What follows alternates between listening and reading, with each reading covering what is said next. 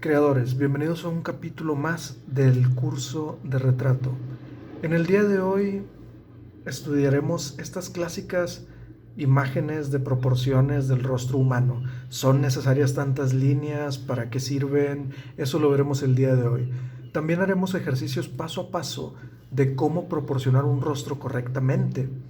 Y también les explicaré una técnica infalible para mejorar en su trazo y las proporciones del rostro humano. Y comenzamos. Primero que nada, tenemos que conocer el concepto de analizar y el concepto de abstracción. La abstracción es básicamente separar una figura o un elemento en partes más simples, y analizar es el observar con detenimiento las partes de los objetos. Así que si nosotros combinamos esos dos procesos mentales, podemos observar un rostro humano e imaginar que dentro de él hay un cráneo, y de esa forma podemos crear o identificar líneas guía que nos permitan trazarlas en cualquier medio y que funcionen como un mapa para poder dibujar un rostro encima de él. Así nace la clásica estructura o clásica forma de enseñarnos a dibujar, que es a través de un círculo, una media luna debajo y una cruz o eje de simetría para cuadrar el rostro humano. ¿De dónde viene esto? Tiene como base un cráneo. Si en un momento las personas se pusieron a observar un cráneo humano y vieron que todos compartíamos una forma similar, ya que es muy difícil reconocer el cráneo de una persona distinta de otro, incluso personas sin preparación médica, es complicado que sepan la diferencia entre un cráneo de un hombre o el cráneo de una mujer. Solo médicos o artistas conocen maneras fáciles de diferenciarlas. Si les interesa lo haré en un video más adelante.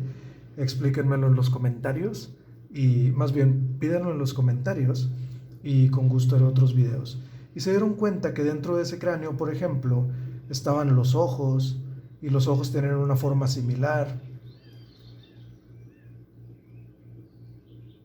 y encima de los ojos las pestañas, y en esta parte del cráneo es donde se ubica la nariz, y en la altura de los dientes podemos posicionar los labios, y de esta forma se fue entendiendo que podía haber una estructura que compartiéramos de manera general y pudiéramos utilizar como base para construir más fácilmente un dibujo. Y ven cómo, si continúo agregando detalle a este rostro, cada vez se va a lograr ver más y más realista, porque la estructura que estaba debajo estaba muy bien proporcionada, ya que había dibujado un rostro humano. Y esto es una técnica que nació en el neoclásico, en las academias de bellas artes, en las que hacían a los alumnos dibujar a partir de cráneos, huesos y partes de animales, que fueran construyendo a través del dibujo los grupos musculares, después la piel, luego las texturas, las luces y las sombras, para que los alumnos pudieran conocer y entender la estructura interna anatómica y sea más fácil para ellos dibujar la estructura exterior de los apéndices y la piel de un rostro. Tomando esto como ejemplo, podemos ahora, al observar este círculo y esta media luna, los podemos entender ahora no como un círculo y una media luna, sino como una esfera en la que estará distribuido un rostro humano con cierto volumen, cierto carácter volumétrico. En este caso, yo puedo imaginar aquí cómo se vería un cráneo. Con mi imaginación yo proyecto un cráneo sobre esta máscara, algo similar al que tenía debajo. No es realmente necesario hacer todas estas líneas para proporcionar un rostro. De hecho, esto solo es un ejemplo que estoy poniendo de manera dramática, o sea, dramatizada, para que se vea con más pasos y con más teatralidad, para que quede más impreso en sus mentes, que si simplemente hiciera las líneas y después les explicara, sería algo menos estimulante. Ven cómo, si utilizo como base el cráneo, fácilmente puedo proporcionar sobre esa estructura de la esfera y la media luna un rostro humano bastante bien proporcionado. Y quiero que noten también algo más. Si han sido observadores, se podrán haber dado cuenta que estoy cambiando las líneas de algunos milímetros de altura conforme avanzo en el dibujo. Esto es porque las primeras líneas no tienen que ser las definitivas. Tenemos que entender el dibujo más como un elemento vivo, que mientras tengamos la capacidad de cambiarlo por medio de nuestros trazos o de nuestros dedos u otras herramientas, mientras tengamos la capacidad de transformarlo, el dibujo no está terminado y podemos mejorarlo. Podemos hacer que ese dibujo se parezca más a la idea que nosotros tenemos en nuestra mente o al ideal que queremos alcanzar. Y de esta forma vamos en lugar de borrando los errores, vamos utilizándolos como texturas, como sombras, como elementos, y apalancándonos de ellos, construimos el dibujo sobre el tiempo. Muchas veces no vamos a tener la capacidad de hacerlo. Eso se va ganando conforme la experiencia y el dominio que ganamos de la manipulación de la imagen, de cómo hacer que una sombra que en este momento se ve fuera de lugar, podamos crear por medio de alterar el alrededor o la intensidad su entorno o la intensidad de las sombras circundantes. Podemos hacer que eso que parecía una sombra que estaba fuera de lugar sea ahora un elemento armónico dentro del rostro. En este primer ejemplo no di muchas indicaciones de lo que hice. Si se dieron cuenta, expliqué más el proceso mental y técnico de lo que estaba dibujando, pero no fue algo en una relación o en un sentido de paso a paso. No les dije, primero hagan esto, dibujen aquí, círculo 1, círculo 2, círculo 3. Si vieron videos anteriores, o más bien, si seguirán viendo videos, se darán cuenta que esto es algo que repetiré muchas veces, que es... Antes de eso, si les ha gustado el contenido y quieren aprender más, les recomiendo que se suscriban a mi canal y que en la información de este video encontrarán un link a todas mis redes sociales. Y esto es un muy buen preámbulo para el siguiente consejo que les quería decir, que es muy importante y que repetiré muchas veces en mis videos, es que debemos cambiar la relación que tenemos con los errores, la manera en la que nosotros los entendemos y cómo nos afectan. Como se dieron cuenta, tuve que hacer un corte del video y además me equivoqué en el anuncio parroquial donde los invito a que me sigan a mi canal y se suscriban y activen la campanilla. ¿Qué significa esto de cambiar la relación con los errores? Que en lugar de permitir que esos errores nos afecten y nos creen miedo e inseguridad, debemos de tomarlos para detenernos, reflexionar y entender mejor la situación en la que estamos. Si nosotros podemos hacer eso, vamos a aprender a tomar mejores decisiones. Y el dibujo es, entre muchas cosas, también aprender a tomar mejores decisiones. Desde el cómo posicionamos la mano, cómo sujetamos el lápiz, con cuánta fuerza presionamos, cuántas veces iteramos la línea. Todas esas decisiones tienen repercusiones y el resultado de la suma de todas esas pequeñas acciones es el dibujo. Es la obra terminada. Continuando con el tema, veamos ahora un paso a paso de cómo dibujar.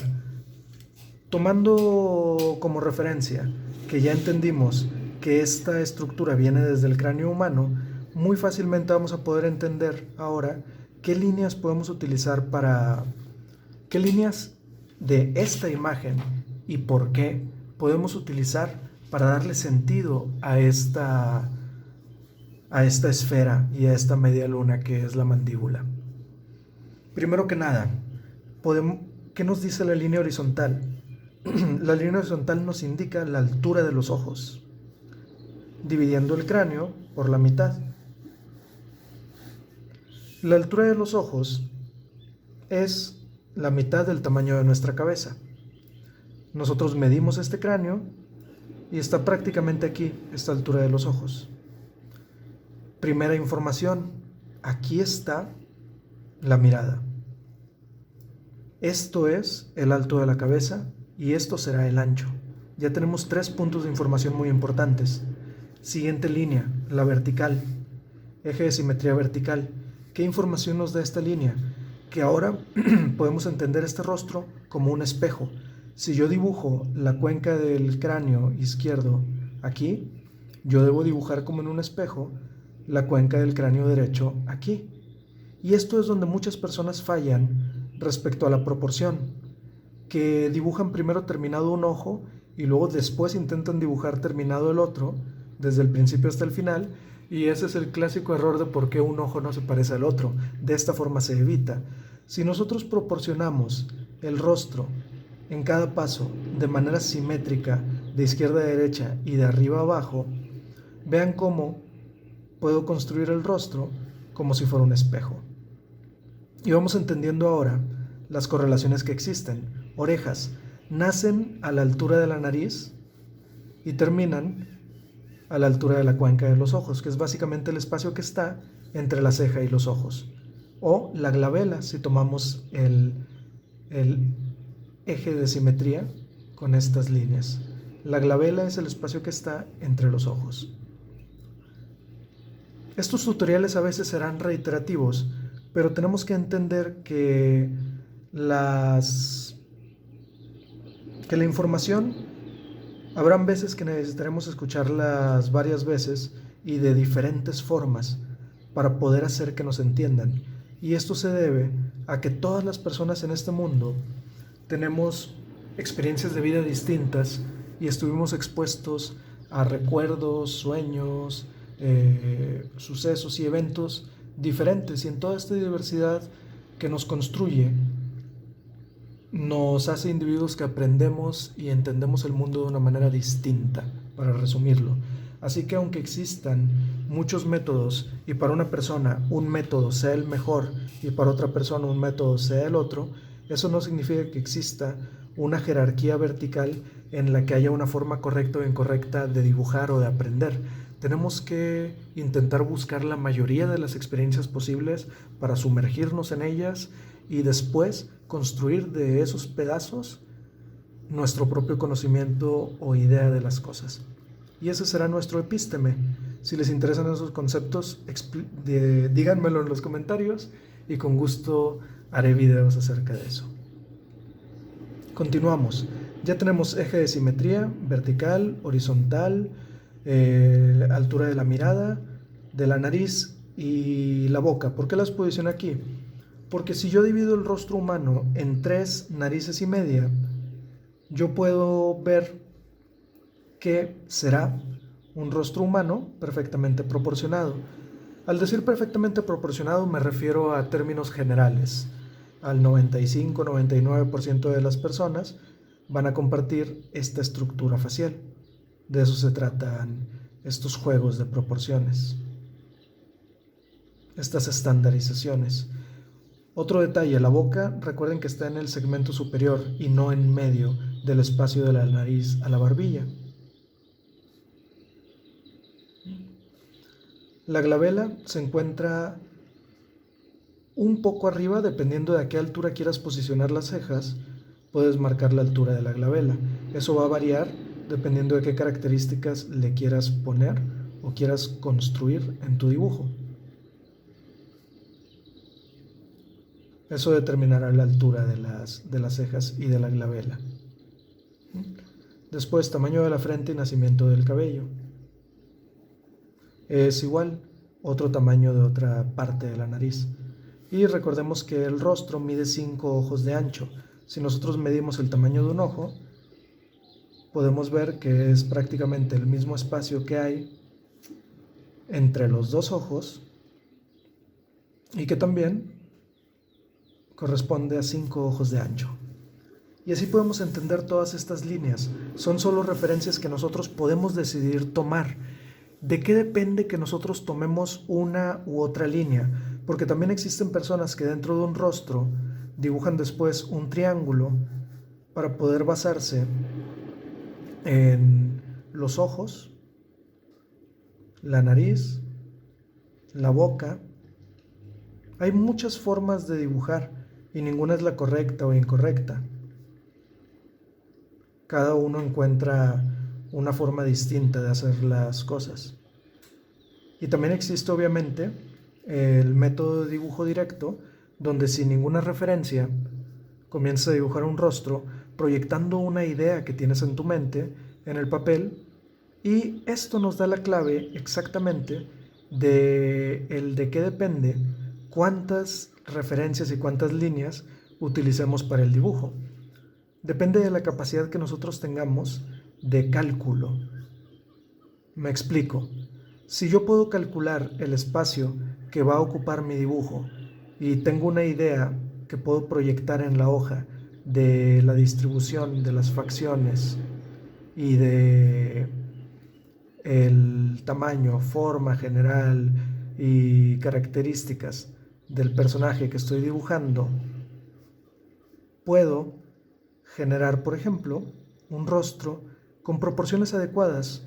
No voy a decir que sean proporciones perfectas o correctas, pero está muy bien para hacer un apunte rápido de un rostro humano en un video donde estoy narrando en vivo mientras dibujo y grabo. Y ahora podemos hacer un pequeño juego de ingeniería inversa, donde puedo ahora proyectar o imaginar estas referencias del rostro para corregir las facciones y mejorar la anatomía una vez que haya avanzado un poco más el dibujo. Esto es también aprender a dibujar, mantener un proceso abierto a los cambios y a las mejoras continuas, donde tengas la oportunidad de que con cada trazo la obra se parezca más al ideal que tienes de el resultado. Y mientras más cerca se encuentre el resultado final del ideal que tenías en tu cabeza, mejor dibujante serás. Es solo una forma de verlo, no lo entiendan como una idea absoluta y una verdad inquebrantable. Solo sumo con mis aportaciones a las muchas visiones que hay acerca del arte.